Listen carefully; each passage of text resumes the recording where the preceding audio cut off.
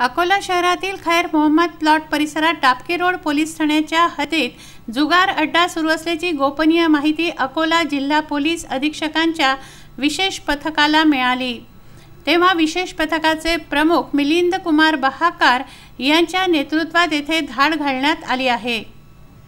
खैर मोहम्मद येथील फुकटपुरा येथील जेंट्स पार्लर समोर असलेल्या इलेक्ट्रिक डीपीच्या बाजूला शेडमध्ये शेख मोहम्मद शेख इमाम हा 52 पत्त्यावर पैशाची हारजीत करत असलेला जुगाराचा खेळ खेळत आहे अशी माहिती मिळाली असता पोलिसांनी धाड घातली।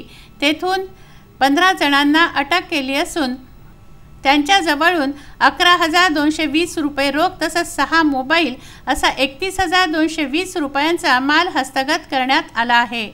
महाराष्ट्र जुगार प्रतिबंधन नियम 12 कलमान्वये अकोला येथील टापकी रोड पोलीस ठाण्यात गुन्हा नोंदवण्यात आला आहे। ही कारवाई अकोला जिल्हा पोलीस अधीक्षक अमोघ गावकर यांच्या मार्गदर्शनाखाली विशेष पथकाचे प्रमुख मिलिंद कुमार बहाकार यांनी केली आहे। बाळासाहेब गणोरकर, विदर्भ न्यूज, अकोला।